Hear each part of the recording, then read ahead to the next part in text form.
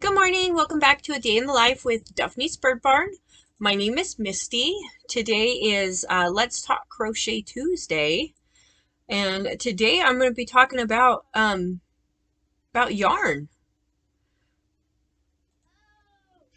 Yarn is a huge component of crocheting, and there's so many different kinds. To start out, there's 3 different types of fiber that are used to make yarn. First, there's animal fibers, such as like alpaca, or there's wool. I don't have any examples of those because, well, wool is a little itchy for me. I don't like the feel of it. And then there's plant-based fiber yarns, which would be like this Lion Brand Kobu yarn. It has 2 different kinds. It's got cotton and it's got bamboo. And then Peaches and Cream cotton yarn is just cotton. Those are made from plants. And then you have synthetic fibers, such as like your acrylic. Red Heart Super Saver, they make a bunch of acrylic yarn. And not all acrylic yarn is the same, because if you put these 2 together, there's Caron Simply Soft, and there's definitely a big feel difference. This is really soft. This is soft, but it's nothing like this. And then it also comes in different textures. There's like a bulk texture, or there's like stretchy yarns that you can use. And textured means it's not plain straight smooth yarn like Red Heart Super Saver. This is kind of an example of textured yarn. See, it's kind of bumpy, but they get bumpier too. Some of them can be bumpier. We also have things like novelty yarns, and these are made strictly for their appearance, not for ease of use. A few common types are like the Chanel, it's smooth, boucle, which is bumpy and loopy, and then there's like faux fur, and it's just how it sounds. It looks like fur. Here's an example of a novelty yarn. It is a loopy yarn, and see, it's got a loop on it.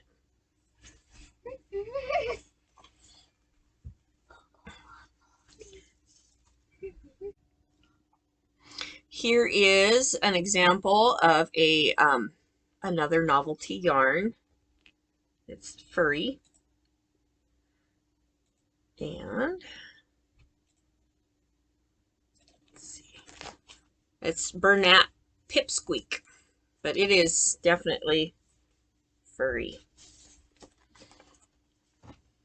I think my Red Heart Scrubby yarn would be considered a novelty yarn because it's definitely not a smooth texture or anything. It's definitely textured, lots of texture.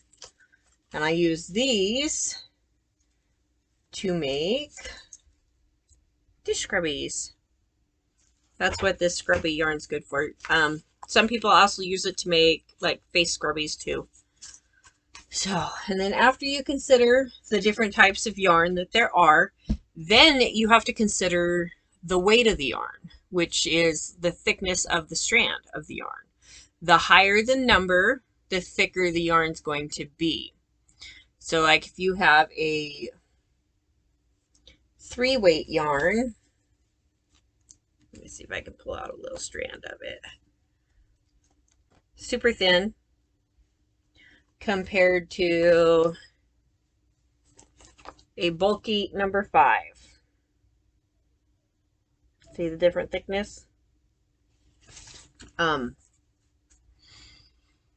So there's a 0-weight yarn is considered to be like a lace weight yarn, which would be similar to this crochet thread, which is super thin, and they make it thinner than that too. There's a 2-weight yarn, which is like a sport weight or a baby weight. I do have some sport weight. I apologize, this ball is very it came to me like this, but it's It's thin. A 3-weight yarn is considered like a DK, or it would be a light worsted weight yarn, which again is this Kobu. That's a 3-weight yarn. And you can find that by looking on the yarn labels for this little symbol right here. That's like a yarn ball, and it'll have a number. See, this one says 3-weight.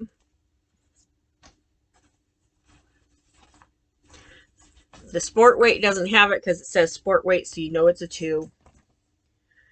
Here's the bulky,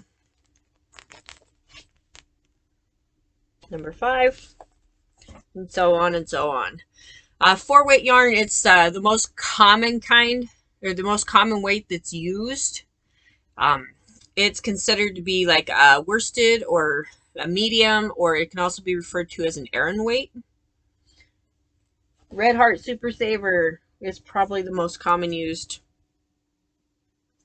known 4-weight yarn. And thick. And there's where they say it right there. And then the 5-weight I showed you is this Loops and Threads Charisma. It is a 5-weight, and I showed you where to find that, and I've showed you how thick it is. Well, then we have a 6-weight, which is bulky or roving weight, and it is really thick. It's even thicker than the 5-weight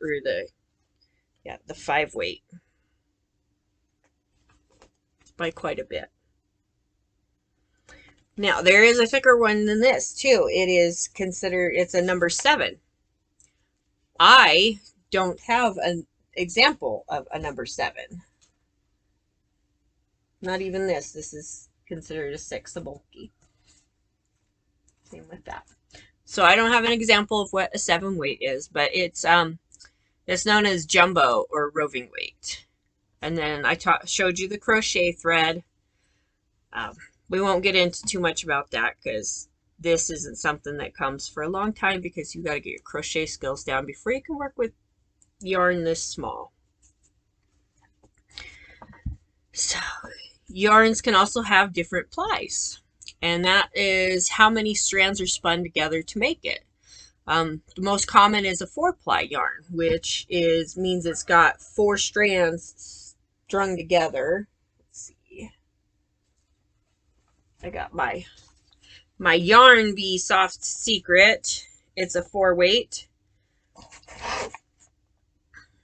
And then if you take it and pull it apart a little bit, it has 1, 2, 3. So this is a 3-ply. It has 3 strands together.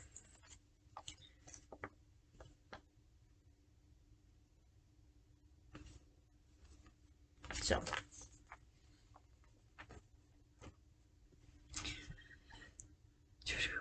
I'm gonna go over yarn labels. It's very important to read the labels.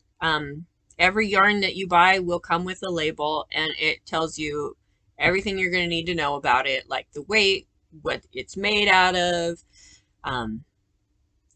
the color, and the dye lot. Dye lot numbers do matter. If you're going to be making a big project, make sure you get enough of the same yarn with the same dye lot number. Because if you don't get the same dye lot numbers, your fabric or your yarn will vary slightly in color. So like this one, this Kobu, it says steel blue. And then over here, nope, right over here, that is the dye lot number right here. So every one you get, you want to have that same number.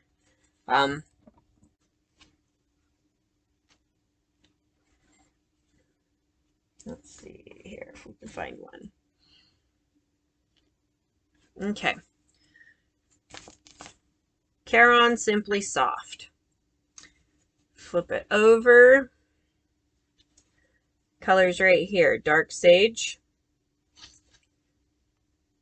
There's the numbers that you need. And this one right over here, that's the one that needs to be the same on every single label that you get for the yarn.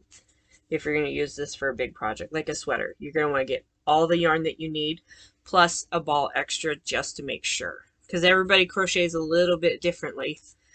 Like some people could make a sweater with 4 skeins of these. Another person is going to take 5 because they might crochet a little looser or a little tighter. So, and then you also want to follow the laundering symbols that are on your yarn label, because by following those, you're going to make your creation last a lot longer. And the laundering symbols are these ones right here. So, let me pull out my chart. Some of them still confuse me. So, this right here, the 2 dots, is to machine wash on warm. The triangle with the X through it means you do not bleach it.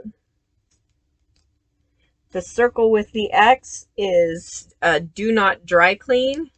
That means do not iron. And this is a, how many lines are there? Two lines. Means to, you tumble dry on the gentle cycle. And every single yarn label is going to have a set of those.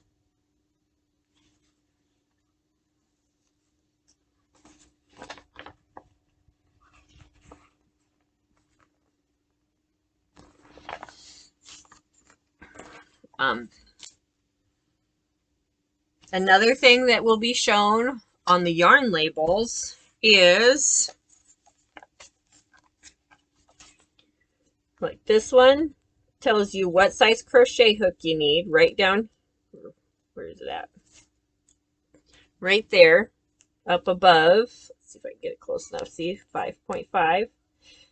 And then to get a 10 by 10 centimeter square, which is also 4 by 4 inches, you need to do this many stitches in a single crochet by that many rows. So it says to do 12 single crochets, so you would chain 13, do your 12 single crochets, and you do 15 rows of that, and that'll give you a 4 by 4 square. This one over here, it's the same thing about, you know, what's a gauge swatch, which is the 4 by 4, and how many stitches and rows you're going to need. And this is for knitting needles, and that will tell you what size needle you need. I don't knit. I can knit, but I choose not to because my hand doesn't like it. So, and the last tip that I have about yarn is that you shouldn't substitute the weights that are in a pattern. So if your pattern calls for a 3 weight, you should use that 3 weight. Because if you substitute it for like a 4 weight or a 5 or 6 weight, it's going to alter that creation big time. It'll change the finished look. And some of them you can do, some of you can't. Like for me, for a pattern that calls for a 3 weight, even though the Caron Simply Soft says that it's a 4 weight, it actually is pretty thin still. Just a slight difference. I've crocheted using this for in place of a 3 weight. I'm actually doing it right now on one of my patterns. So that is all for today's Let's Talk Crochet Tuesday. Don't forget to like and subscribe to my channel, and I'll see you back here next week for another episode of Let's Talk Crochet.